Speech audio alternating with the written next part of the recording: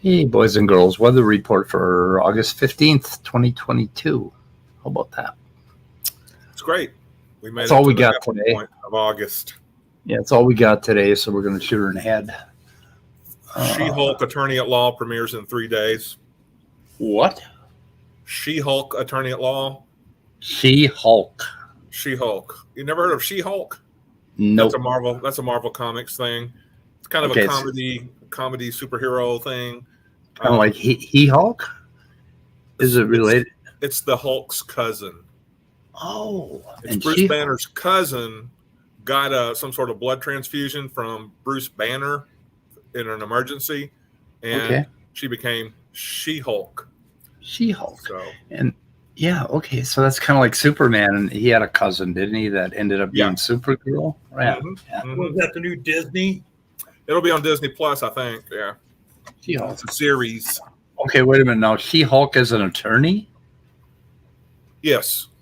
Okay. Played by Tatiana Maslany. Oh, you're kidding. From Orphan Black. Yeah, that's why I'm excited, because I'm a big fan of Wait a minute. She's an attorney, so that sets up the guest starring spot for Harvey Birdman, Attorney at Law. Yeah. It could, or definitely for sure Daredevil. Because Grant Murdoch is an attorney. How do you pronounce her name? Tatiana Maslany or Maslany? Maslany. She is the most incredible. In Orphan Black, she played 8 or 9 roles, and she is just incredible. And she almost did the whole show herself. And sometimes she would be doing scenes with herself, like the dance scene that they did, where she had like 5 of her dancing in one episode. And yeah, man, she's something else. She also played a really good role on that HBO Perry Mason series. I don't know if they're going to do a second season or anything, but she played a really good role on that. Yeah, that Orphan Black, that might be worth watching again now that you reminded me of it. Yeah, I think I could watch that again. I don't think I ever watched the entire series, but I did watch the first few episodes at least. Yeah. It was just a scheduling thing, I think, for me at that time. I could play one little clip here from Saul Cordova's talk with Rebecca Data. Oh, what was it that the rational empiricist had to say about Sal? I saw you were there with him. Oh, he was talking about his cosmology mistakes and stuff. So, yeah, I want to... Okay, he's going to make mistakes as long as he's setting out to prove YEC or disprove evolution. Right. Let's listen to this part right here. Paradox. He tried to dismiss as irrelevant the chemistry. He's talking about... what was he talking about? Tony, help me, Scott. PhD Tony. Yeah. Yeah. That's the only name I know for him. Hey, just real quick, I just opened up the comments from YouTube and just saw, hey, Randy, what's up? Randy gave me a shout. Oh. Hey. Hi, Randy. KCA Randy. Eric's here as well. It's great to have him. Hi, Eric. And Stupid Monkey Philosophy, who we still haven't identified. Have we identified? Isn't that Beamsy? Is it? I don't know. It's Hello, Stupid Monkey Philosophy. You know, if you guys keep... Evil Season 3 is out. Oh.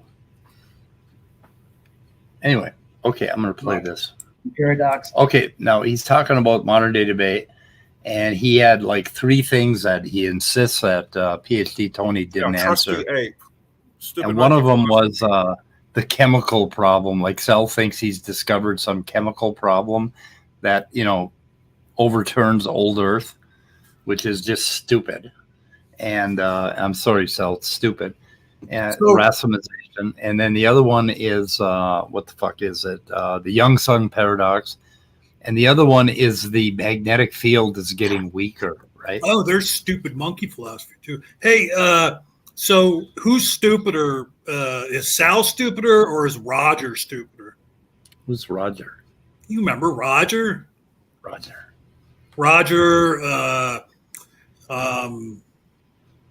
the dragon at the top of Africa, the mud fossil universe. That fucker. Oh. No, he's not stupid. He's intelligent, but he is stark raving mad. So there's a difference. Saul was just a dummy. So okay. Crusty ape. Yeah, I know. I tried to dismiss as irrelevant the chemical dates, and I could have been a little bit more forceful and say, no, you can't just dismiss it. It's problematic for your side. And I know other geochronologists that know that, yeah, that is a problem, Sal, for old Earth. And he didn't even touch the magnetic field. And I'm like, okay, you gave me the data point I needed. So if I were going to give some order to things of arguments in favor of young Earth creationism, PhD Tony.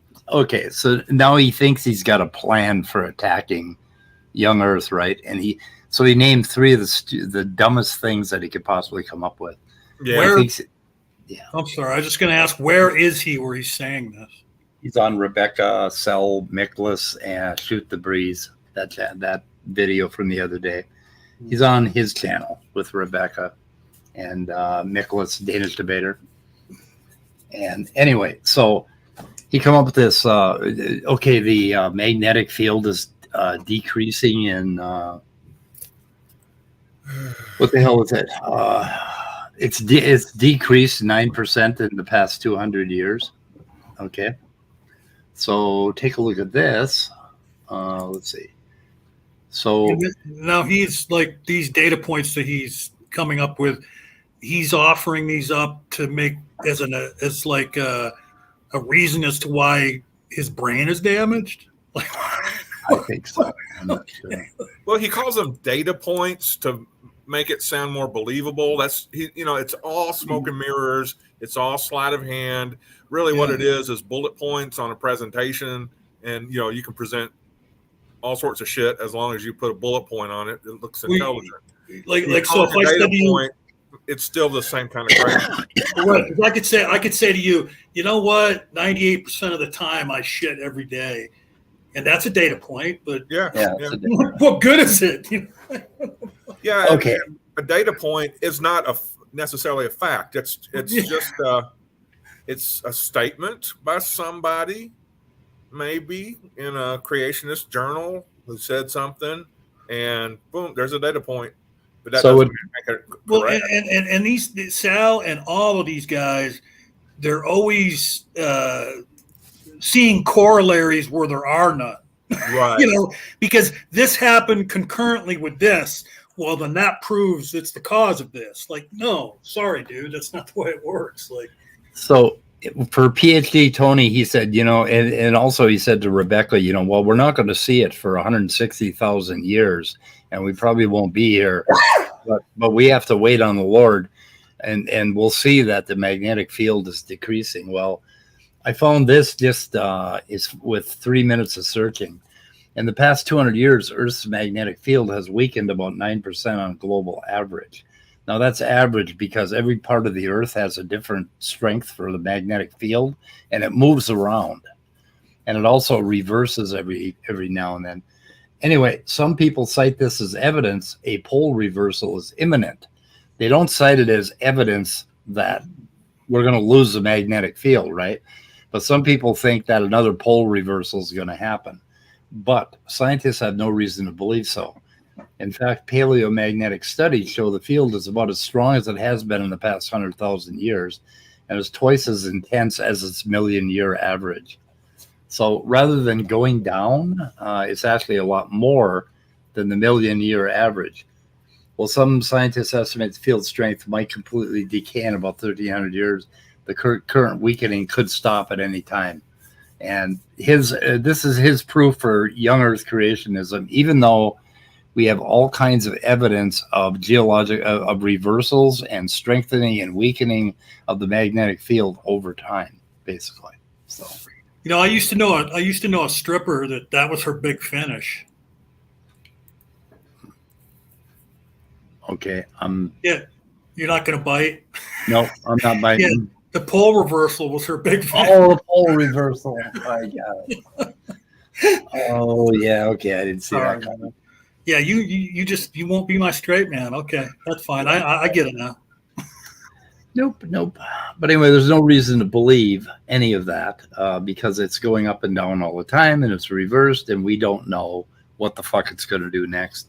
Right. So it has to do with what's going on in the core, and it's very complicated. Well, and then so like the things that that they talk about that could happen on a pole reversal.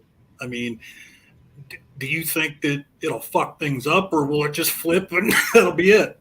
Yeah, I don't know. I don't know what that would look like. That would just, well, if we lose a magnetic field, research. We're toast, basically. The sun is going to toast us. We're going to have to stay indoors all the time. Well, no, that's if it goes away. If it flips, it would still be there, wouldn't it? Still be there. It'd just be our compasses would be backwards. We just end up with a north-south reversal. And the thing rotates. I mean, it isn't at the North Pole. It keeps moving around from side to side. Reversed many times, and it's fluctuated in strength many times. Thank you, Jason. So anyway, let's see. Oh, and I want to just play one other clip from this, and I think we're going to cover it in a special show just devoted to this one fucking stream. I hope Jason can join us because I do want to ask him a question about pole reversal. I did send him a link, I think. Okay. Could you drop him another one just in case I did? Sure. Okay. If I have his email address. Okay, I'm going to play this one little part. Now, this is, I think I talked about this yesterday, right? I think, as I said, young Earth creationism is hard. ID is easy. There's just so many data points that are argued well on both sides between old Earth creationists and young Earth creationists. And I think we just have to wait on the Lord to give us the data points to settle it from a scientific standpoint. Wait on the Lord. That just drives me. It drives me fucking crazy because what has the Lord been doing for 2,000 fucking years? Well, no, it's funny too, is you wait on the Lord. And isn't it funny how the Lord seems to provide things concurrently with when humankind discovers them? Yeah, exactly. You're right. Yeah, that's interesting. You got to wait on the Lord for some more data points. Like, come on, Lord. But, what is the Lord is like? What is he out getting a fucking? Is he out at Walmart shopping? What the fuck is he doing? Why do we got to wait on the Lord for these data points? Yeah, and how do those data points come? They end up being scientific papers that are published. So have you published it? So, Jason, do you wait on the Lord before you publish a paper? All the time. Oh, you do. Yeah. I always wait on the Lord. Well, it just turns out the more research you do, the more the Lord provides scientific conclusions and answers. Yep. So it's just interesting how that correlation works, and there is causation in there, I think. So tell us about Jason, real quick. The question I have for you is: we know that the pole strengths vary. We know that there's pole reversal, but do we know how quickly they reverse and what the real world consequences are? Kind of in that transition from one pole to another, what that would be like? Would it do its job during that time, or would we be without protection from radiation? Okay, those are good questions. Some of this we do know, some we don't. We have pretty good understandings of when pole reversals have happened in the past, and it's not always a consistent 300, 400,000 years. Oftentimes people refer to the Lechamps event, which is our most recent event. I think it's around 40 or 50,000 years ago, where the poles reversed and then it reversed quickly again. Mm-hmm. So there is kind of typically people say like that they use that 300,000 year mark, but it's not consistent all the time. It can change around. And it has a lot to do, like what Speed was saying, it has to do with the mantle makeup, has to do with plate subduction. There's been a lot of research around plate subduction and associations with magnetic pole reversals. And looking back into the past when we had more activity in terms of plate subduction that may push the pole to reverse more quickly.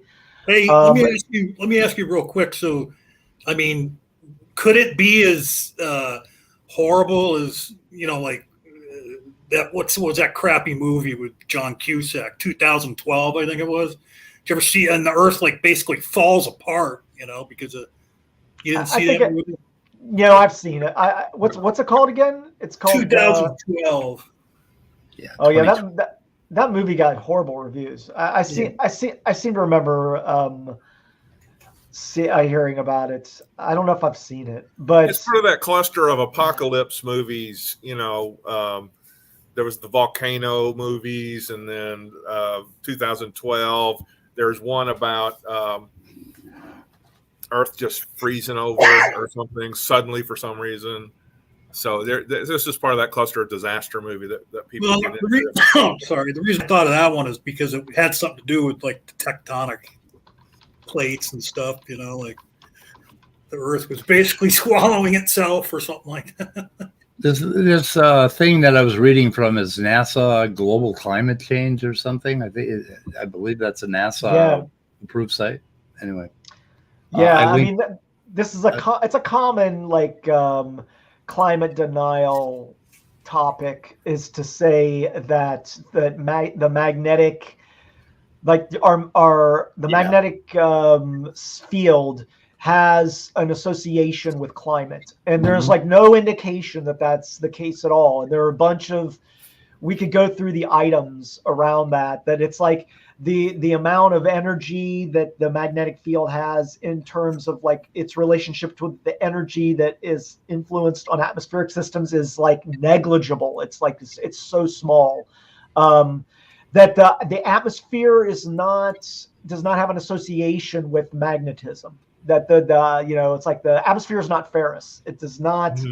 You know, so there's a bunch of different components to this that we've also, from a paleoclimatic aspect, went back and looked at like sediment cores, ice cores, other ways that we examine the climate over time, and we don't see any remarkable changes in climate that are influenced by magnetic pole reversals. So, now, real quick, what are the points of evidence that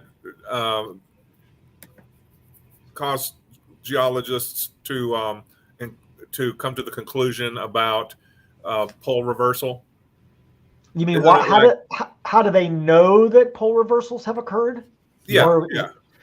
Well, one of the interesting facets with plate tectonics was that the aspects of the magnetic field reversals and the shifting of the poles were one of the aspects of supporting evidence for plate tectonics, because they were trying to figure out, like, why is it that we find ferrous materials that are directed in that shift directions at different layers? And they were wait a second. Doesn't it have something to do with pottery? Like pottery, the way they look at pottery throughout history, and something about the way the molecules are pointed or something like that? The seafloor, I think it's a seafloor, right? Aren't there sections of the seafloor that basically have bands with reversals? Correct. And actually they use that to determine that the result of that wasn't the shifting of the pole, it was the moving of the continents. That they were like they were trying to attribute that magnetic relationship with the magnetic field, to say, these shifts are related to the movement of the pole, but in reality, what they were discovering is that it's actually the movement of the continents. So my only point is that there's a complex relationship between plate subduction and plate tectonics and our magnetic field, and we have used those relationships to better understand both areas of the magnetic fields and plate tectonics. Yeah. So what do you think of Sell's idea that we should just wait for 5,000 years and the Lord will tell us that the Earth is young because the magnetic field is going to disappear? So, I mean, there's a classic, like, like there are a lot of people that are like, oh, the magnetic field is declining, and it's been declining for a long time, so it's this declination downwards, which is not the case. The fields have got, as we've mentioned, it's gotten stronger and weaker. There's been a diurnal relationship there, back and forth. Yeah, it's right here. Yeah. So Tom, 200 years. Isn't there something about the magnetic field or magnetic north or something? And when they make pottery and they fire pottery, there's something about in the pottery that can indicate where the magnetic north was when they made the pottery. You've never heard of that? No, I haven't. But I mean, I wouldn't. I mean, I think I, in general, can understand what you're saying. But I don't know about the molecule orientation. I mean, maybe I've never heard of it. Well, it could be that maybe the there's something in iron content of any clays that they use might. Yeah, that could be. Might get stuck into place. Like, but yeah, I don't know, we have to research that. Yeah. Anyway, I linked that NASA article in the description, so if anybody wants to take a look at it. I mean, this is a really an area that has been researched extensively, and so when creationists come in and start making these grandiose claims about this being evidence for creationism, I mean, it's just ludicrous, because the whole field of paleomagnetism and paleogeography, plate tectonics, geochemistry, all these areas all validate these cyclical aspects of the magnetic field, that it's gotten weaker and stronger. I think that I can't imagine, I don't know much about this aspect of what would happen if we were to live through a pole reversal. First of all, it would occur over an extended period of time, so it wouldn't be like it's one day it's one thing and another day it's another. And I'm imagining the magnetic field doesn't go away either. It's not like it just disappears. He has the article up, but I just found I was going to tell you about, and Speed's already got it on screen. Oh yeah, cool. I'll link that in the description too. So yeah, there is a thing. Basically, when they fire the clay, apparently the iron lines up in a certain way, and they can tell when the thing was fired. Basically, which is wait a minute. Did I just come in to your stream, all you science guys, and I knew something you didn't? Holy fuck! No, John. We're not going to admit to that. You're not going to. Oh man. No. All right. Huh. Yep. Magnetic field surrounds. Yeah, I was just looking at that article. Yeah, cool. Yeah, I don't know much about that. I'm really read up on that. Yeah. Anyway, that's interesting too. So there cool you go. Stuff on this channel, isn't there? Well, no matter who brings it. Well, yeah, here I am. I'm a little disappointed because I was excited that Tom was here, and I was like, "Oh, I'm going to ask him about that." Who's Tom? He's going to go. Jason, not Tom. I don't know. Not Tom. Yeah, well, what's Torn. your last name? It says Tom there somewhere. It says Torn. Jason Torn. All right. Well, I'm blind. Okay. Yeah. That's okay. That's all right. That's right. Yeah. So anyway, that pottery article is the first time you've been right, John? Yeah, the first time ever, really. Oh, speaking of me being right, you should probably play that. Oh, okay. You want me to play that? So okay, you wanna preface this? Well, starting this coming Sunday, me, Speed, and Scott are going to have a show at 7 a.m. Central Time. It's going to be a call-in show. It's called Counting the Days. And yeah, and he's going to play a little video that's like a promo for it. And you'll find that I can't keep my mouth shut. And we are, we are amateurs. Well, and Speed said, you're not, but I am. Speed said I can fix that, and I was like, nah, just leave it the way it is. Okay. Anyway, it shows a little rawness. Anyway. Hey, Rebecca's in the side chat. Oh, hi, Rebecca. Oh, So Rebecca. Are you having internet problems too, Speed? I don't. Hang on a second. No. Okay. Who is that handsome dog? What do you think? Do you encounter phenomena in life that make you go? Phenomena that others may attribute to a higher power? If so, join Speed of Sound and Scott Duke of Answers in Atheism, and me, John Peterson, the amateur conversationalist, right here on this channel, 7 a.m. Central Time, Sundays, for our new show, Counting the Days, where we will be taking a look at the spiritual side of... Wait, what? That's a misprint, right? Not a misprint. Yeah, but... Just read it, John. But... Oh, John, just read it. What did we tell you on the weather report about thinking? Only do it sparingly? Okay, yeah, that's 7 a.m. Central Time, Sundays, right here on this channel, the Amateur Conversationalist, for Counting the Days, where apparently we will be taking a look at the spiritual side of atheism. Who knew? The spiritual side of atheism. Yep. How's atheism spiritual? Did I? Okay. He's trying to will the bubbles out of my pipe. He's like, okay. Yeah, we were like, oh no bubbles. There were supposed to be bubbles on the pipe, but the pipe fucked up, so we don't know what happened. Props. So it sounds like Jason needs a further explanation from it. Yeah. Okay. So Sal Cordova keeps saying that he calls it the Richardson principle. Randolph Richardson said there are no answers in atheism.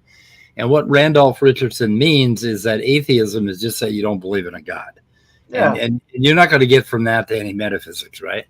But I named this channel Answers in Atheism, and I could have called it Answers in Naturalism, because for me, naturalism automatically leads you to a whole lot of answers about questions about our lives and about what we are, how we should live our lives, basically. And that is getting an ought from an is, and I'm one of those ought from an is guys.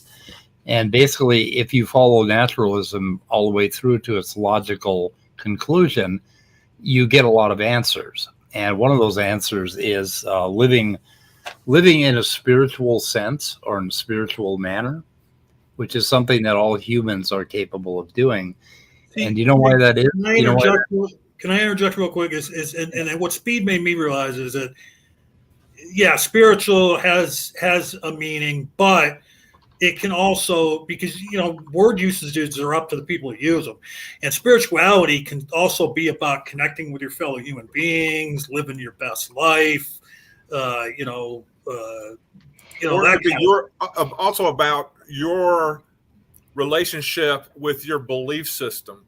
And your relationship with humanity and where you fall into it. Yeah. There is a book I read years ago when I was in seminary that was basically followed spiritual formation of people along the same lines of Piaget's steps in human development, like, from baby on upward. And I think in this particular book, people like Martin Luther King Jr. were kind of at the top of that tier. So I may dig around and try to find that book, because it might provide at least stuff to think about. But the word spiritual is a very squishy word. I remember writing a paper about that when I was in seminary. Are you the one that told Speed that it's like its etymological root is like breath? No, I knew that a long time ago. Yeah, that's just kind of. Yeah, the root of spirit is breath or wind, or basically that which we cannot see, or your living breath. You're breathing in and out. You've heard of secular Buddhism, right, Jason Torn? Yes. Jason? Okay. And anyway, secular Buddhism is all about that sort of thing. And the thing is, and the thing that needs to be examined is that the reason these religious people are still religious is because they have human experiences that they consider spiritual, and they rationalize it to be a God has to do it, right? But no, it's not a God. If you follow naturalism to its conclusion, you'll find that humans do that stuff. I just want to say real quick that suffice it to say, when we use the word spirituality, it has nothing to do with spirits. Okay, we're not using it. Yeah, it's not supernatural. It's all tied to your belief system, and I guess the question there is then, what is your belief system, and what resources do you use to bring yourself to your best self? And I think that could count as spirituality. And you talk about religion. I remember a preacher many years ago talking about the word religion, like in Latin, where the lig part of the word religion is like what you would get ligament or ligature, and re means together, and how religion is just a way to tie things together. So you could even say that in some senses of the word, it may not be your preference to use the words this way, but it may be meaningful to other people that that whatever they do to help tie their life, their outlook, tie their world together. Well, you're going to see too. That is their religion. We're gonna flesh this whole topic out a lot more on Sunday. Yeah, it's going to be a call-in program. So, like, I especially urge Christians to call in, and there's going to be a few things that we're going to, that Speed's going to share. There's going to be some things that happened in my life recently that I'm going to share, and things that, like, probably some of the theists are going to be like, well, wait a minute, what the hell do you want? It's right there in your face. That's got to be God that did that, So we'll see, So Rebecca, yes, we have human experiences. You only have science. It's like if you're an atheist, you can only use science to basically have experiences in your life. Jesus Christ, God damn. I don't know where she is in her journey at this point, but isn't there a YouTube creator called Biddy Buddha out there? Yeah, and she just recently did some videos about how she, even though she's an atheist, uses tarot cards. Wow. And I only kind of went through quickly and just kind of heard a few seconds, maybe a minute of what she was saying. But I guess you could consider that her religious practice in some ways, because she uses them for some reason, even though she doesn't believe in luck or fate, or maybe she does, but yeah, like there's atheists out there that believe in ghosts and shit like that. So. Atheists are free to put their relationship to reality together in any way they choose, as long as it's helpful, as long as it doesn't hurt others. And what I'm excited about is that something that Speed told me just in the last couple of weeks about Scott is how, Scott, you used to be like a preacher, didn't you? Yeah. I pastored for a brief time. I pastored a couple of churches. I mean, I'm hoping that some Christians call in and think they have a panel of atheists. Then Scott will be like Jefferson Spatchcock or one of them guys. Like, Bread of Life is like saying certain things, and then she'll be like, "I'm just kidding, you guys." And I was I just had to put it in the chat. I was like, hiding behind the memes. Yeah, they say this shit all the time, that if you're an atheist, you have no foundation for your meaning or morality. I mean, we hear this shit so much, Rebecca, that it's probably not a good joke for us. Wait a minute. That's I see. I thought that you had like a bot. I thought that was a bot, that you were just putting up like Christian tropes. But no, that's an actual person saying that stuff. Oh, okay. Yeah. Anyway. A lot of atheists forms of spirituality. I personally meditate still, as well as do sage smudges. I don't believe it dispels demon, but it's And I've been to a number of Native Americans have a wonderful, rich, ritualistic way of getting in touch with that whole spirituality. And my friend just got back from a powwow up in Grand Portage, and I've been to a few of those, and they are just intense experiences. And I've done sweat lodges, and I've done just a whole bunch of stuff that just makes you you get a feel for life that is rich and soulful and wonderful. And you don't need to believe in any bullshit in order to have those feelings, you know? Well, and like what's been going on with me lately is what I've been saying is that I have that feeling like I used to have of like wonder and curiosity. You know what I mean? You must have recaptured that at some point in the last 10 or 15 years because you're constantly trying to learn shit. You know, scientifically. I mean, and that's what it is with me now. Is like in the last few months, it's like I get up every day and I'm excited. Like, what am I going to do today? You know, like. Okay, wait a second. All right, go ahead, Speed. I'm sorry. Go ahead, Midnight. Midnight wanted to say something. Hang on a second. I'm going to go get something. I have something. But Midnight, go ahead.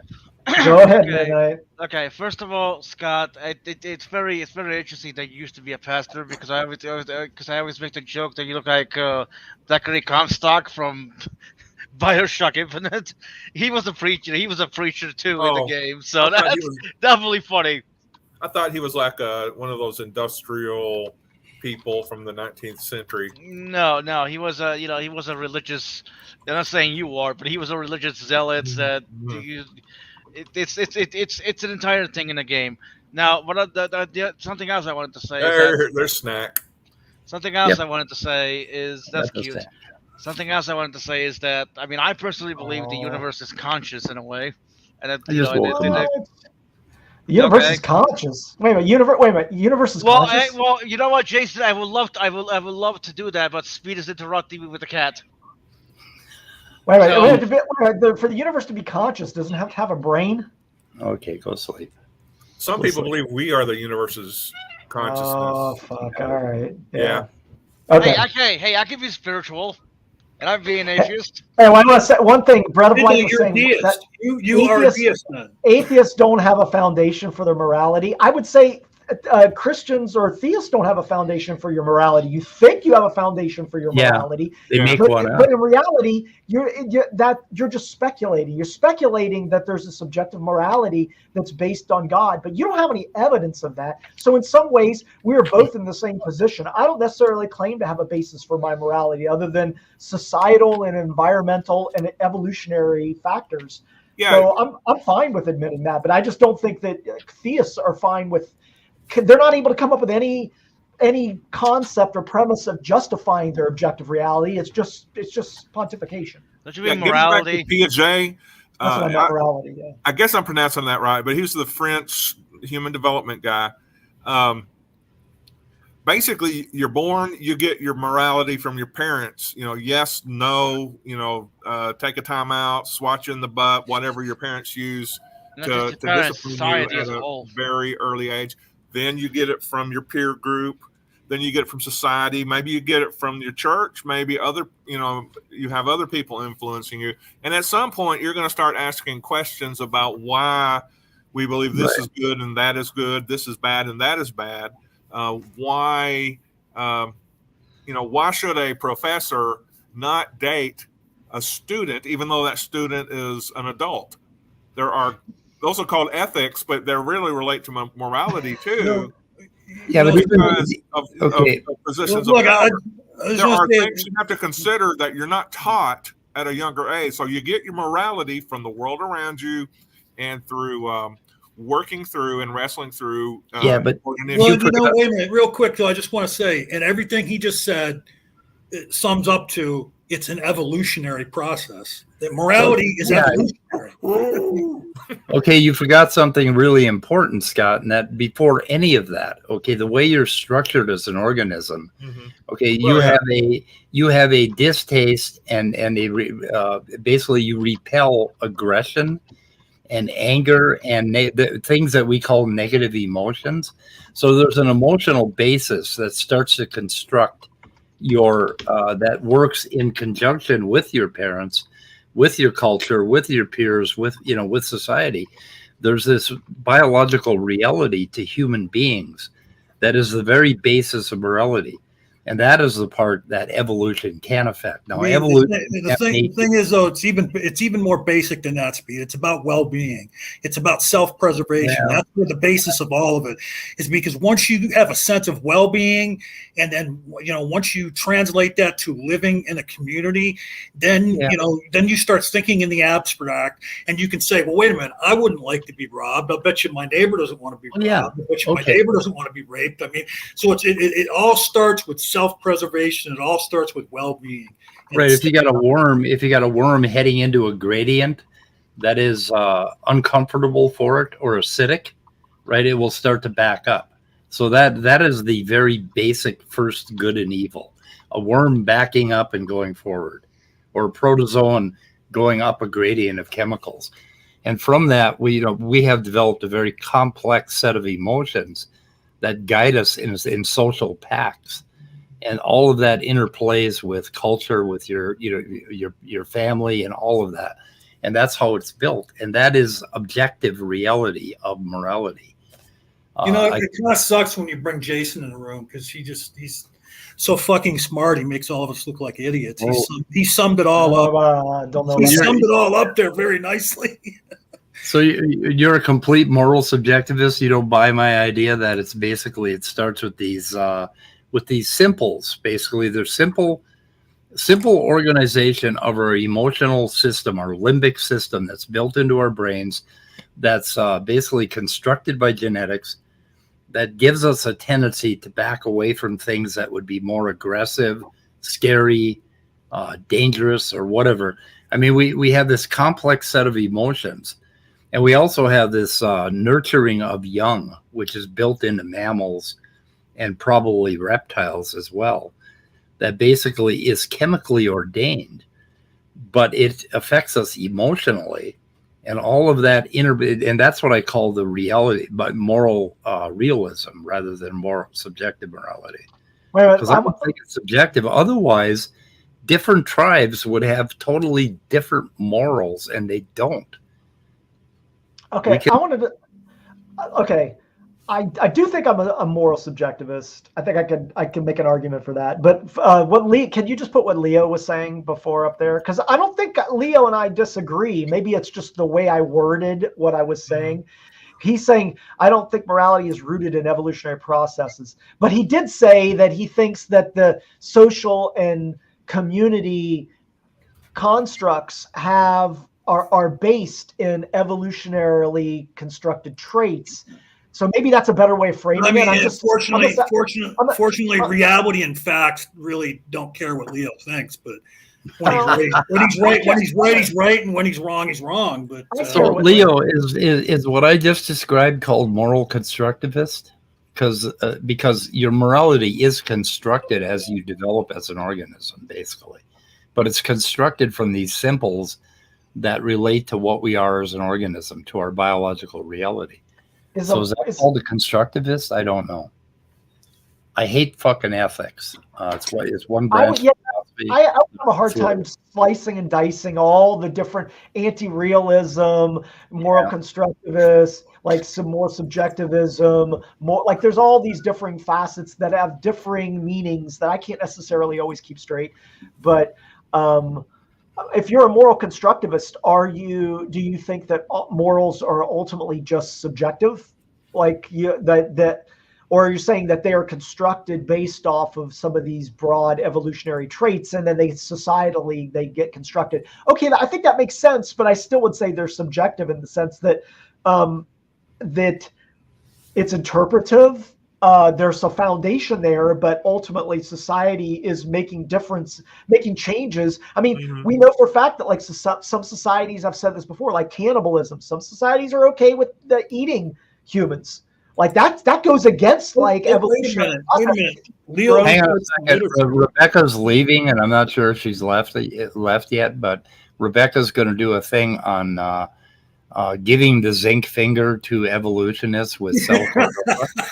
And anyway, the diagram I had on today's show, this is the interactome for the crab domain of zinc finger, of 30% of the zinc finger proteins.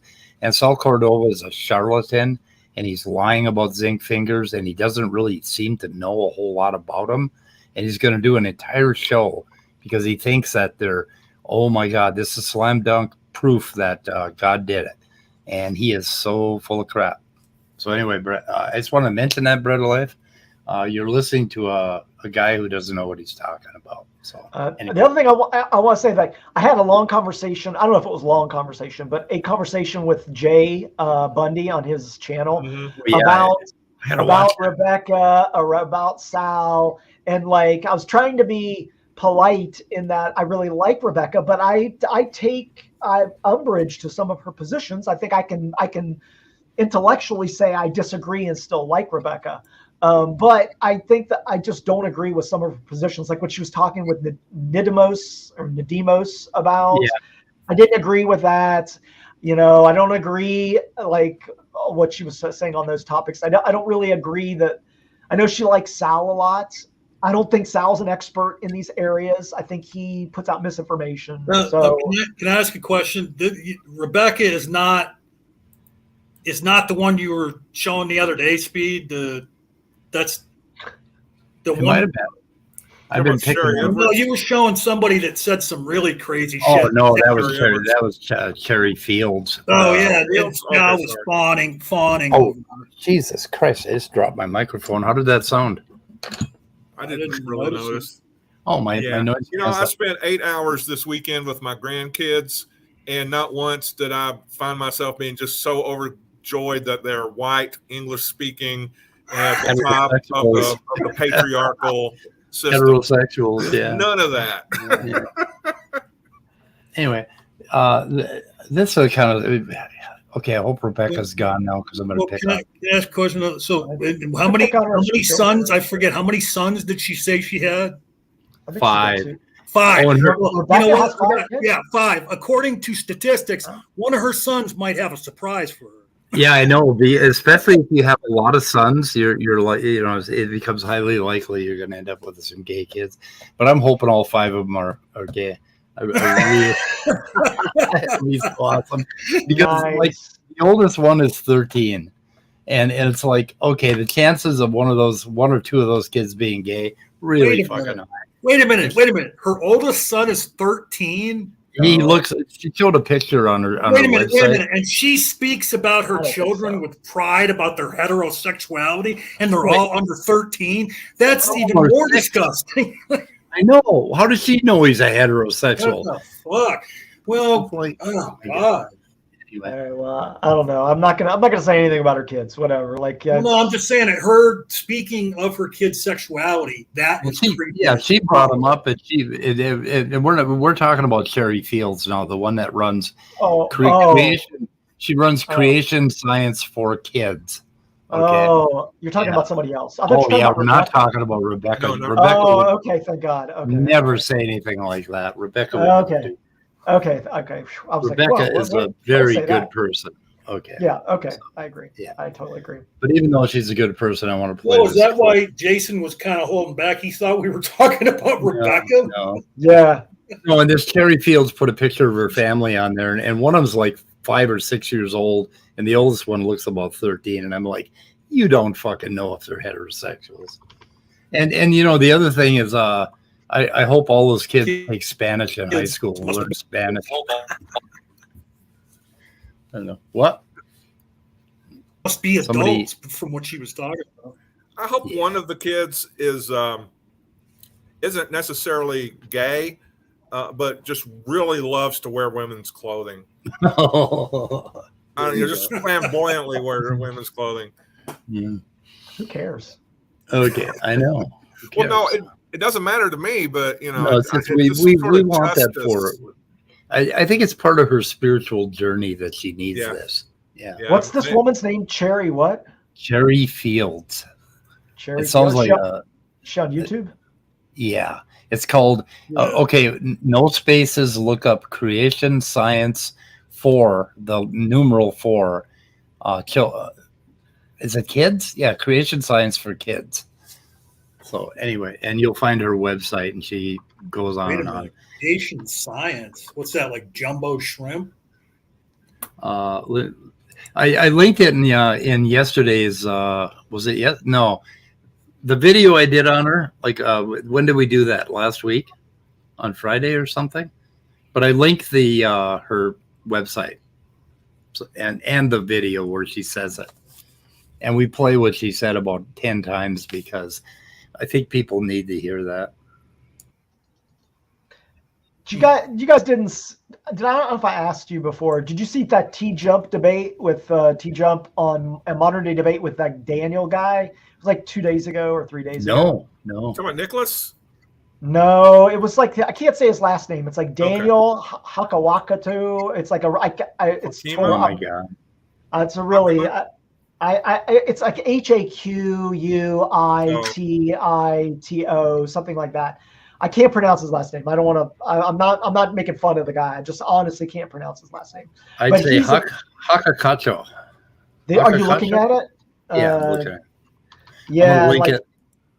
Yeah, he debated TJump on are atheists consistent in their skepticism, and this guy, like, it was in the chat, and a bunch of I was like, this guy's incoherent, and people are like, he's graduated from Harvard, and I'm like, what? Like, he has an undergraduate degree from Harvard? Okay, but it looks like he has a master's from Tufts in philosophy.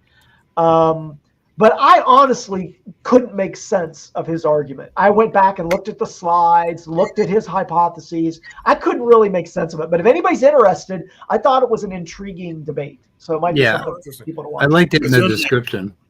So. Well, to the whole answer of are atheists consistent in their skepticism, I would say no, because skepticism is a discipline, and you have to approach. To be consistent, you have to be disciplined in, asking the right questions or whatever. And you can't do that 24/7. So I would say no, just from the onset. Well, the other answer is, I mean, that all atheists are different. Some might, some like. So is Jay Bundy ever going to answer my emails, Jay? Or Jason? Did you talk to him? I talked to him. I didn't ask him if he was going to answer emails. I asked him. I'm not sure if he saw me in chat, but he hopefully he'll get around to it because I want to get together with him.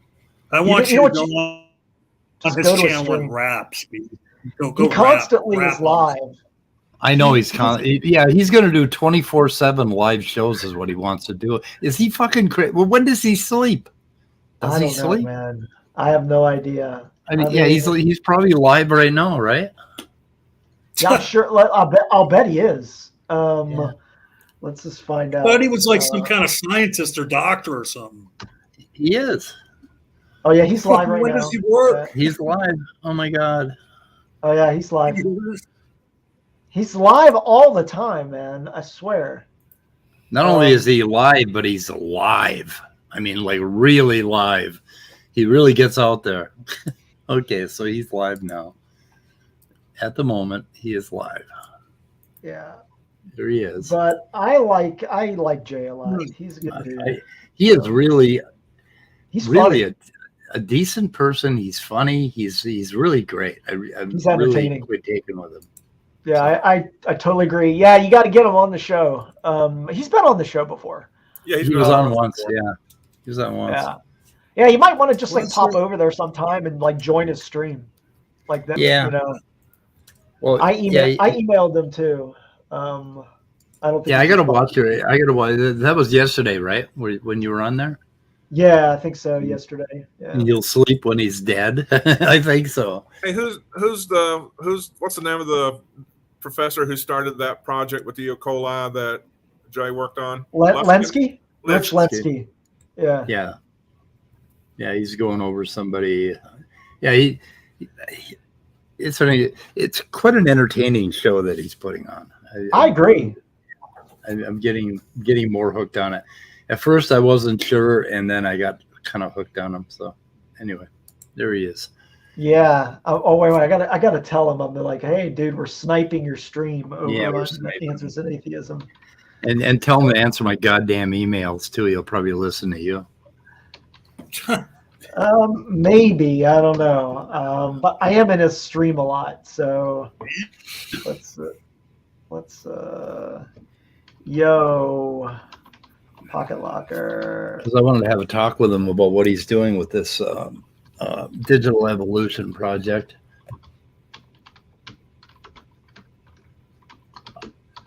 Hey, I just thought of something. Maybe we get Sal to call in on Sunday. Oh yeah, Sal could call in. He could give us a what for. He said he wants to give me a piece of his mind. I'm not sure if I want one of those. Can he spare any pieces of his mind? Well, I don't know what if I had a piece of his mind. I think I'd probably put it in the recycle bin. I don't know. I don't think I'd like that. That would be icky. It's yuck. Okay, let's see if he. Yeah, I was like, we're sniping your stream, and I just said, Pocket Locker, Speed wants you to email him back. Yeah, okay. Yeah, let's see what he comes up with. He's got the funniest tights. A dude's got my God. He's got a whole bunch of. He's got a set of tights for like every backdrop that he's got. So yeah, pretty awesome. Yeah, I agree. So yep. Anyway, I was gonna play. I was gonna play this little Rebecca thing. And this isn't just about Rebecca. This is sort of a problem with the way people think. I think. I don't know. We'll see what. Well, and again, this again, if you start with the assumption that evolution happened, then of course it seems probable. But if you start from a neutral position and say, I don't know how things came about, and you consider what it would take for something like that to come about, it seems to me that it would take some foresight, some planning, some. Okay. So this idea that we don't come at it from a neutral position is something that kind of drives me crazy. It's kind of a personal pet peeve of mine, because and also the seems to me school of science. I forget about. I never heard of that one. I mean, if you're okay, so science is about trying to figure out the mechanisms by which things happen, right? So we have methodological naturalism. Okay, so they're calling that not a neutral position. What is the alternative? To say that it happened by magic? That does what kind of science could you do?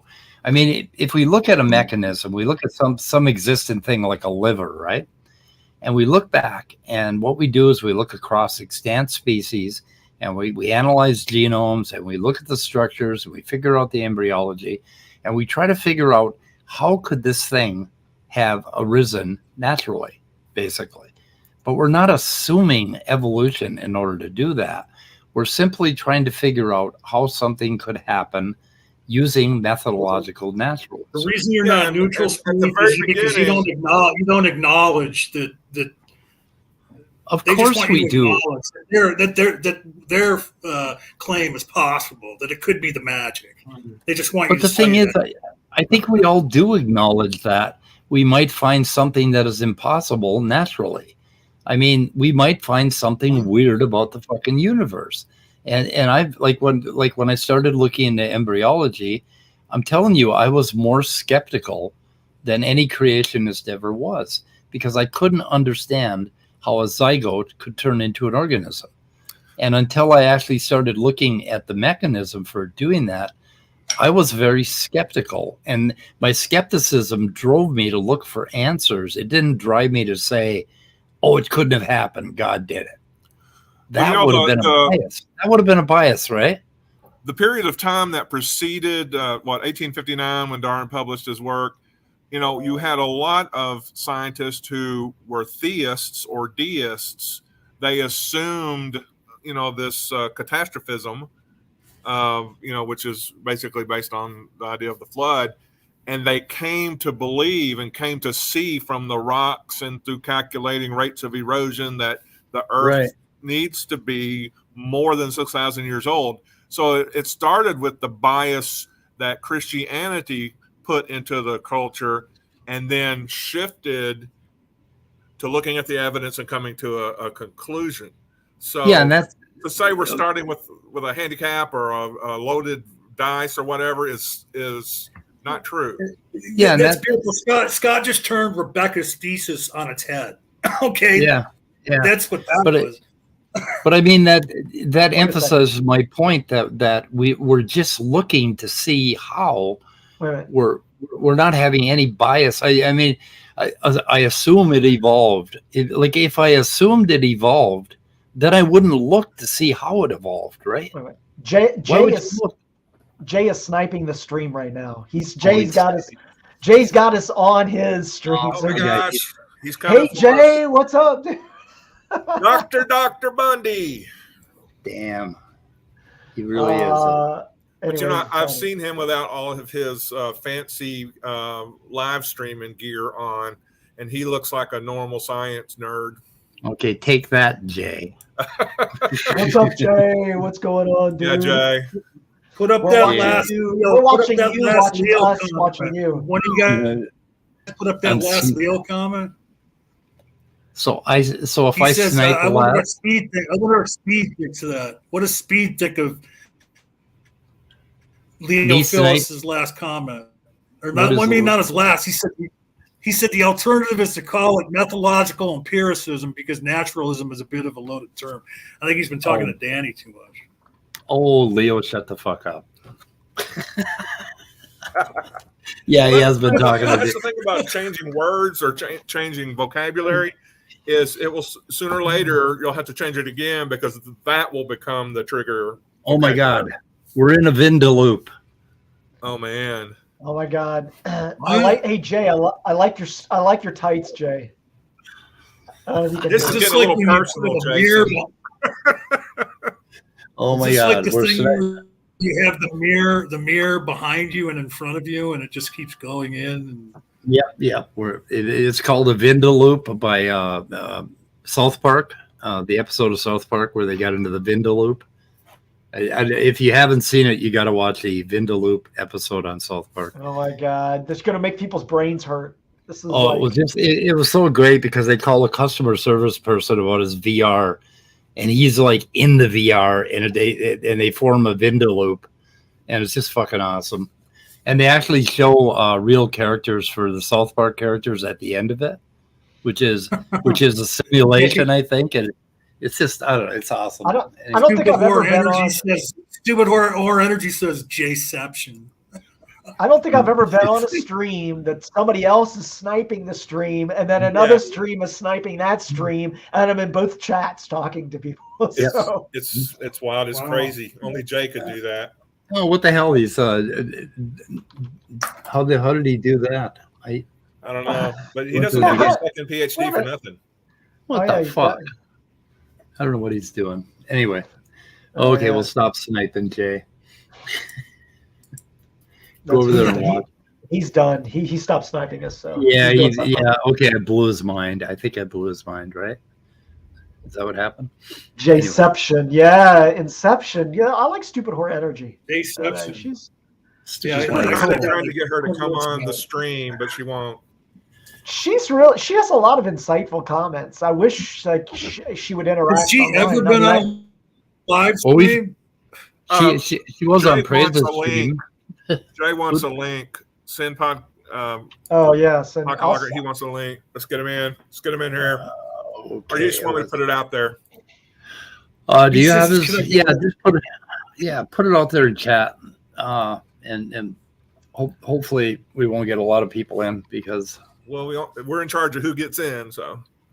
I could send it to him, but he never reads my emails. So anyway, prepare for some bitterness on Speed's part. Yeah, okay. bitterness, deeply bitter. Yeah. Oh, what was I going to say? What were we just talking about? Emails? Oh, Stupid Horror Energy, Jason. We figured her out. Said she's a bartender, so we figured out that she's a bartender at MIT, and it's like Goodwill Hunting, basically. Oh my God, she's a female Matt Damon. Yeah, she's going around changing stuff on the. She's wicked smart. Exactly. Wicked smart. Yep. Anyway, that's a huge compliment. Yeah. My favorite scene in that movie is where like they go in the bar and like the dude is like slamming his buddies and Matt Damon comes up and like totally embarrasses the guy. He's like, "Oh, next week you're going to be talking about Smith and Jim Brown and about how the this and this and this." He's like, "Do you have an original idea at all in your brain?" So yeah, that's a great movie. Hey Jay, what's up? What's up? Can you guys hear me? Jay. Yeah, we can hear you. We were just Pocket Locker. Yeah. Yes. That's my channel, Pocket Locker 86. Also, Hunter Biden's laptops, and I just started a new channel last night that is called the Casino Theater and Arcade. Yes, Casino Theater and Arcade. That's my new channel. Please subscribe to Casino Theater and Arcade. That's where we do Stuck at the Malt Shop. You know, you're stuck at the malt shop. We're gonna game, watch some random movies, eat some ice cream together. You know, you gotta leave the Bible alone. I'm anti-Bibleist and anti-philosophalist. Stop philosophizing like a bunch of nerds. Philosophers are weenies. Yeah. You got to go to the mall shop, bring a pretty girl, and watch some video games. Go ahead. What's up, man? Jay, here's a movie idea for your movie channel. Watch what's a movie? From Dusk Till Dawn. From Dusk Till Dawn. That sounds boring to me. It sounds like what does the rest of the panel think? I got to get the whole panel's opinion on this. I think. Tarantino. Oh, it's a Robert Rodriguez that has Tarantino in it. Oh, I'm in. Let's so Jay, what was the name of your channel again? Because I want to link to it. I'm gonna drop.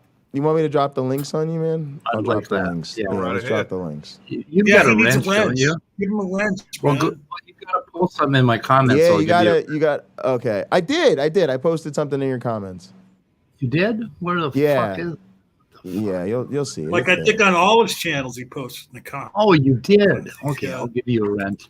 I'll give you a wrench and you can put the link there, and then I'll put it in the description. Thanks. Oh, I really appreciate that. All right, now where did all I got to do? So I noticed as soon as Jay showed up, as soon as he showed up, Speed, I noticed you don't have a beef with him anymore. Oh, I do have a beef with you, Jay. You're not answering my goddamn email. Oh, well. 3 emails and I sat here waiting. Hang on a second. I will tell you the truth, my friend. You have 100 emails a day?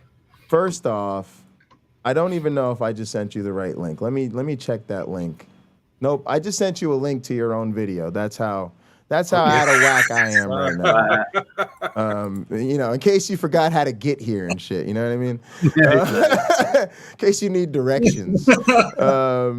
So hang on a sec, because I got like a zillion tabs open. All right, that's the channel that people got to subscribe to right now. Wait a minute, Jay's just like you, Speed. He's got a zillion tabs open. He says. Yeah, a zillion. Like, yeah. Your monitors are kind of like mine. Like, what size is that monitor above your keyboard? The big one. I think it's like a 40 something. Yeah, I've got 255s angled in a corner. Oh, yeah, that's sick. Yeah, I don't think it's that big. It might be 45, 47, somewhere around that range. And then I just got a 75er. So I have 2 45s. One needs to go to the shop.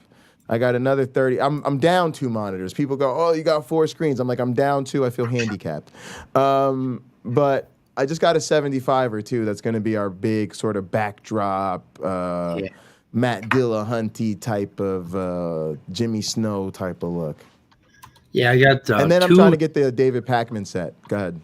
I got 2 4K monitors. They're both 4K. Yes, exactly. Yeah, it's really nice, and I can't live without them. I can't. Yeah, once you get hooked, because everything needs its own screen, and the older you get, the less you want to play around with half windows and 6 different apps on your screen. I'm like, y'all, no. Yeah, so like I'm too grown for that. These fucking programmers that walk around to cafes like my sons with their Macs. Yeah, no. And they can program on that. It's like, no, you need another 40 acres of monitor before you can program. Yeah, exactly. Jason says he has an 8-inch monitor.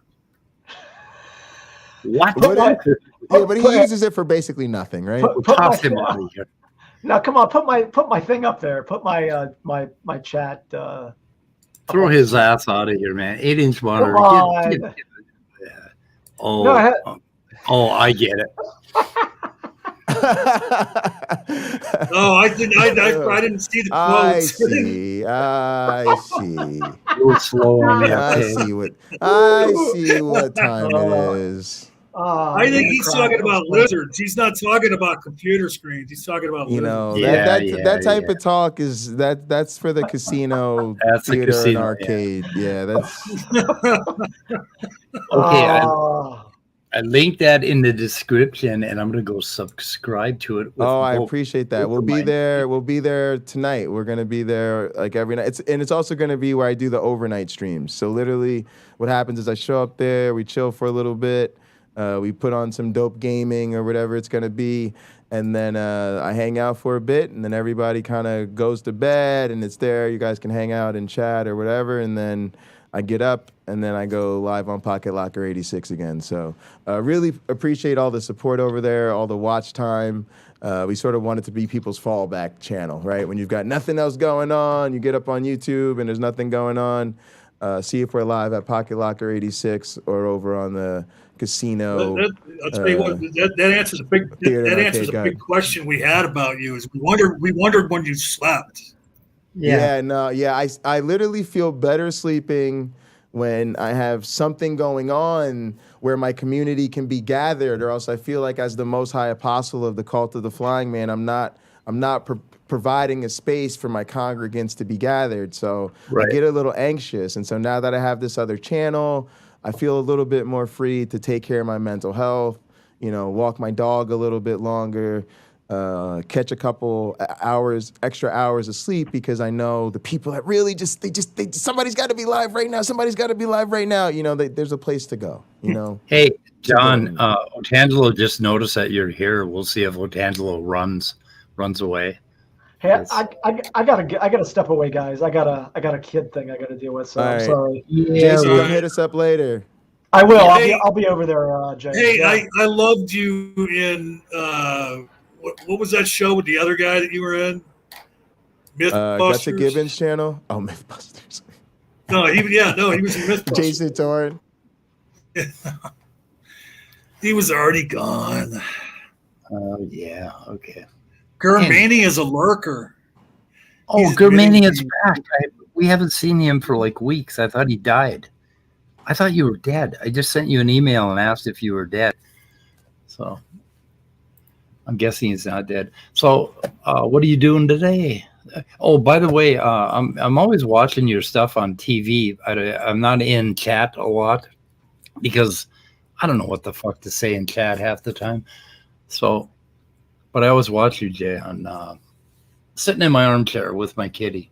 So wait a minute. Otangelo says I'm always nice. Otangelo says I'm always nice to him. So what about? I really appreciate that. Thank you so much. Yeah. Oh, all right. You didn't like that sentence, huh? I was also going to say I have real easy commands. You can come through the chat and you can say ! Hi or bye or lurk, and that'll get you some extra pocket change. But I appreciate your view time. I really do. It means a lot to me. So you should have Otangelo Grasso on sometime. On I do. I've had Otangelo on a couple times. He was on Hot Program this Sunday. Really? And that was. I think he's the first person who's been on our show twice. I think he's our first double timer. Yeah, he's the only one in the 2-timer club. Yeah, well, Otangelo and I have been friends since before I started, doing counter apologetics. So Otangelo just said a few minutes ago that I'm always nice to him. So so I should just disregard all those times that Otangelo was screaming at me. Yeah, I mean, if Otangelo's screaming at you, it means you guys are intimate. He means he's secure in your friendship enough, Yeah. Anyway, so what else is happening? All right, here's what's happening real quick. I am 16 subscribers away from 300. No shit. Cool. Oh, wow. Yeah. So here's a link to my Pocket Locker channel. Everybody subscribe. Please go subscribe, guys. It would really, really mean a great deal to me. We're looking forward to celebrating 300. We're on our road to 1,000. As is Answers in Atheism. So, guys, if you're watching me on Pocket Locker 86, please come over to Answers in Atheism. Let me go ahead and drop your link on my chat real quick so we can handle that. Not only should you subscribe, but all of your unborn children. I mean, set up accounts for them. And your children's children. Yeah, exactly. You know, everybody. Yeah. So what he's saying is subscribe to these channels just like you would vote in Chicago. Exactly. Yeah. We don't want to start that conspiracy. Anyway, we were. You're familiar with Cell Court, yeah? You know, yeah. Okay, you did a thing on Cell. Oh no, let's talk about it. Yeah. So it's called Sal's a shitty scientist. Yeah, Sal. I think Sal is the problem, and I gotta be honest with you guys. I don't like Sal. I don't like Sal at all. Attacks that might come toward the body. Wait, hang on a sec. A planned way I'm sorry. Oh, was that you? I thought that was me for a second. No, that was me. Anyway. All right, let me just close this off for a second. I can close this. Let's get rid of that. I'm sorry. I'm trying to get rid of Windows over here just because I got so much going on. Let's close that. Close that. Close that. Close that. I'm closing everything, man. All right. So here's the thing about Sal, right? I don't like Sal. And of all the apologists and people on the other side, I consider Sal a piece of crap. Yep. And as much as I disagree with about everything that comes out of her mouth, I consider Rebecca a friend. And so the fact that Sal is indoctrinating Rebecca. Exactly. That's exactly how I feel. Yeah, because he's spewing the lies she needs to hear. And when I think about her evolution education in the sciences, I don't think it's really good. You know, I'll be honest with you. People like Rebecca strike me as tragically undereducated when it comes to the matters they've decided to take on, unfortunately. But yet here we are, right? And so as much as I'd like to get her from 0 to 10, due to Sal, I'm gonna have to start her at -15. Yeah. And it's gonna take more unlearning just to get her back to 0 or neutral, or unlearning all the garbage, and then start the long, arduous process of actually educating someone. And I always say there's an essential thing that happens at the university, and people don't realize there's a reason we talk about you need to increase your formal education, you need to go to the university, you got to go back to school. We're not saying we hate people and we think there's zero chance that you can use the internet competently to learn new things. What we're saying is there aren't as many guardrails in place. Right. And sometimes those guardrails are important. And particularly there's accountability. Jason Torn teaches mathematic modeling at a university. Jason Torn teaches some bullshit in his class. We can complain to the head of the department, the head of the college, on and on. And those people will, in fact, hold up that he is teaching something, and he will have to make corrective actions, or it will have dire consequences for his employment, even if he has tenure. Don't care. Tenure is not an excuse for miseducation. Go ahead. Kind of like Sel's friend changed Tam, basically got bounced out of the university. But I think she got bounced out because she was just genuinely a bad teacher. Okay. So, anyway. Which Sal also is. And so then on the other side, there's accountability to the student. You cannot continuously show up, be exposed to the education and the information, and come out with the wrong answer without somebody being able to say, well, sorry, you're not going to pass this class. Sorry, you failed this exam. Sorry, I cannot progress you in this program. Rebecca doesn't have that. None of these guardrails are in place on YouTube. So whereas if Rebecca was in my class, I could just grade her. And she'd say, well, Jay, I don't really like this. Too bad. I'm the professor. You're the student. This is the grade. Now, and you're wrong, right? And she could take it up to my boss and my boss's boss's boss and all the way up to the university president, and they'll all tell her the same exact thing. Nope, you were wrong. The professor was absolutely right. You need to do better, or you will not get a better grade in this class. And if if your graduation depends on that, then so be it. But none of these guardrails in place on YouTube. Go ahead, Scott. I'm sorry. I was just going to say, and they can go on YouTube and talk about how they were persecuted because of their creationism. That's that's just what you get by listening to YouTube.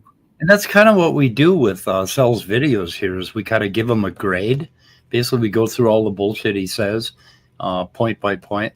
Like tomorrow night, he's going to do a zinc finger, giving the zinc finger to what is that? What does that even mean? Okay.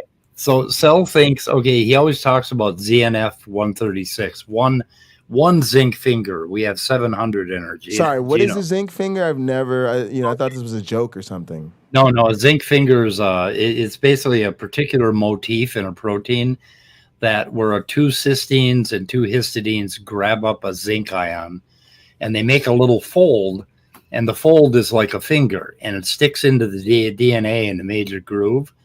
And basically, it usually represses transcription. So anyway, zinc fingers, we have 700 of them in our genome, right? And across vertebrates, they're extremely high. These zinc finger crab. Well, in fact, zinc fingers are in every eukaryotic cell type, right? And we've even found them in prokaryotes. But Cell thinks he's got this one zinc finger, and he shows a repeating motif that's 28 nucleotides long, and he claims, oh, that couldn't possibly have happened by chance. Totally ignoring I mean, if you go out and look at the evolution of zinc fingers, you will find paper after paper after paper with hypotheses about how these things evolved. And so he's going over that, and that's his big thing. His other big thing, for some reason, Cell thinks that all biologists think that all proteins evolved from one common ancestor protein. Like there was one protein in the past. Like if you imagine basically a prebiotic cell, or what the hell they call it, the first cell, right? It had one protein in it, and according to what's in Cell's mind, that one protein evolved into all the other proteins, and he's trying to explain how that couldn't possibly have happened. And so, he's right. You know what, Sal? It's funny because Sal, here's the thing: is it all makes sense because that's where the most supreme being would hide the proof of its existence is in zinc fingers. That's where, you know what I mean? Exactly. So he's right. It proves everything he says. Yeah. Anyway, so he's got some bullshit idea. And can I speak to something else real quick here? Yeah. Notice how I had to honestly start this conversation with like, bro, you got to explain what a zinc finger is to me. Because again, I just spent 3 eternities in graduate school, and I heard the term zinc finger exactly 0 times. Exactly. Right? In the Lenski lab. I don't get into it, but people know it's a very prestigious lab. So if we don't hear it, it means you can really get trained and not hear it. Yeah. Right. Now, the question is, that's a graduate level concept. The reason most of us never heard of zinc fingers is because it's such a detailed, nuanced aspect of biology and evolutionary biology that it's not essential to understanding evolution, right? So it's not something you teach in high school or to undergraduates. It's really not even something you teach to graduate students or postdocs or future professors. Nobody cares. So unless it's your area of research, unless it's your specialty for whatever legitimate scientific reasons you might have for working in that particular niche and edge system, as most of us are working in edge systems, on questions nobody really cares about because nobody's questioning the essentials of whether or not evolution happened or explains whatever, right? And so my point is, it's a sequencing mistake. Erica from Guts at Gibbon spoke to this in her video, internet layman versus scientist, is that you don't teach calculus to someone who's never taken algebra. And certainly don't teach calculus to someone who can't clearly demonstrate they understand multiplication, right? Yeah. And what Sal does is take someone like Rebecca, who most of us, again, if we're taking an honest assessment, we just feel like she's undereducated to deal with this stuff. That's no slight against her personally. It's just an assessment of, we know a lot of people, we've heard a lot of people talk about these things. She seems quite low on the spectrum of, knowing her shit, right? And instead of working, again, from the basics and giving her foundation in the true things that you'd want someone to understand in sequence, right? We'll start with the basics, start with the fundamentals, and build from there. They want to jump into some esoteric corner of biology, bypassing the fact that, of course, nobody accepts uber specialist in this actual active area of research ever Real even think quick, about Jay, these things real to quick, make their Jay. point. Go ahead, you're good. I'm done. Jay, real quick, man, while you're speaking, man, Tangelo's in the chat saying Rebecca's never claimed to be an expert in biology. Yeah. Come on now. I mean, well, like, okay, what was it? To be relevant. The clip you just played, wasn't she just saying, it seems to me that she was telling scientists how to work. She again, basically, yeah. You don't have that cop out when you have a YouTube channel called Examining Evolution. And that whole channel is magic funnel, y'all. What do I mean by magic funnel? You gotta imagine there's a funnel right here and there's a funnel right here. The information goes in one ear, out the other, bypasses the brain in between the ears, right? And here's what they don't understand.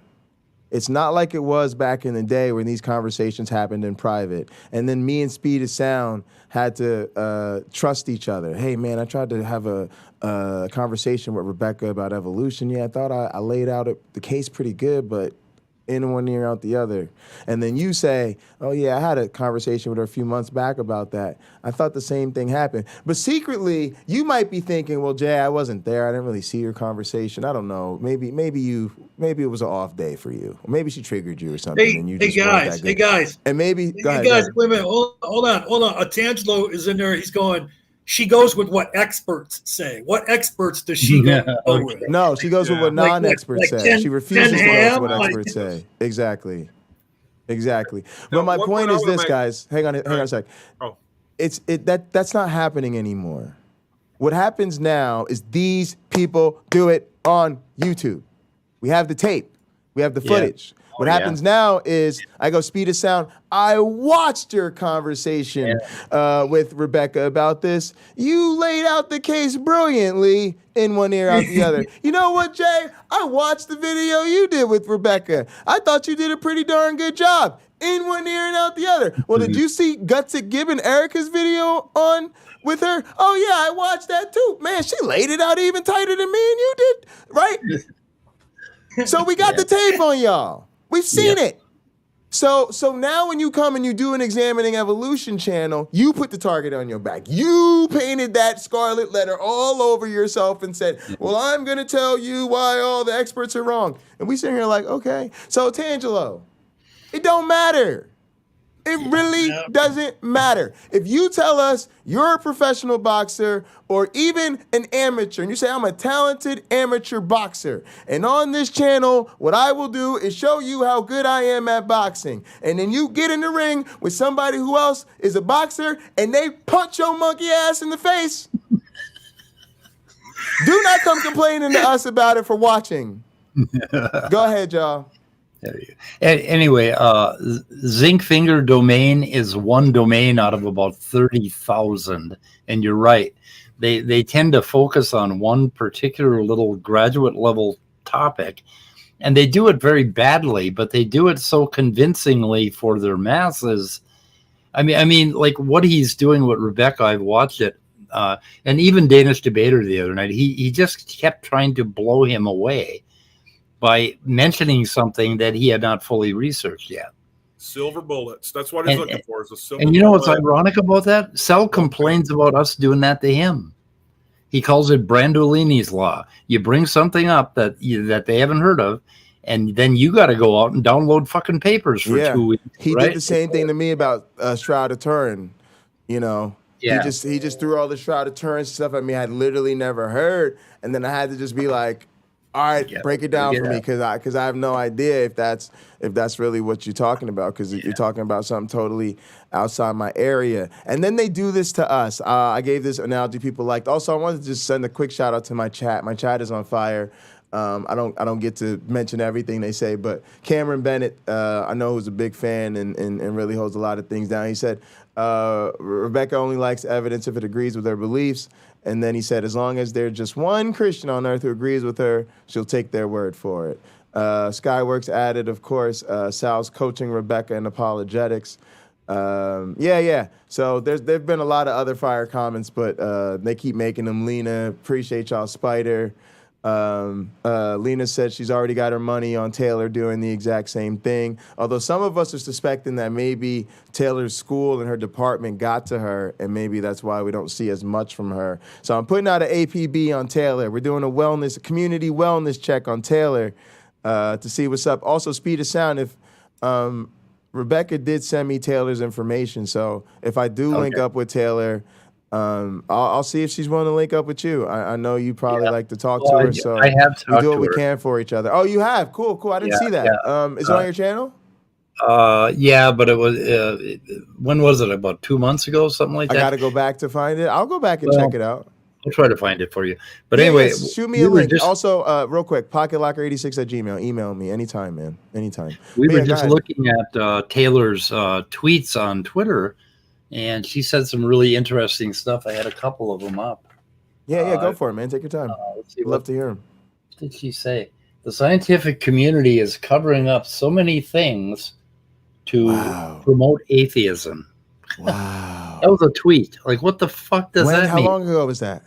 July 18th. That one was July 18th. Okay. Yeah. Wow. That's crazy. Yeah, it's crazy. She's really, man. And the crazy thing that's got me lately is thinking she might actually be at a legit university. And for a while, I thought that whole lab setup was a background. I thought she was faking the lab background. Right. You know why? Because you can't eat or drink in the lab. She's always drinking something, and that was one of the giveaways to me, because most labs, for real, you cannot eat or drink in the lab. Now, she could be in there off hours, after hours by herself, and probably get away with stuff because nobody sees it. But most of us, you will never see us, not even water, right? If you work in a lab, guys, there are tables outside the lab area, and this is how deep it is. When I say you can't eat or drink in the lab, I mean the entire lab area. For instance, when you get off the elevator, right, in the lab floor, you have to go through like this really secure double doors and stuff to even get into the hallway where all the labs are. You are not allowed to bring food or drink into that hallway. So you are not allowed, there's no water, nothing. You are not allowed to bring anything into the barrier of the hallway where the labs are. Never mind the actual lab itself. So when you see a lab, you will see people's lunches and snacks and drinks and a close by water fountain and bathroom, and all that will be outside that hallway. So people can quickly leave the lab, go to that table, get their drink, whatever they want to do, and get back to work. Go ahead. Well, creationists like to do that when they're doing carbon dating, radiocarbon dating.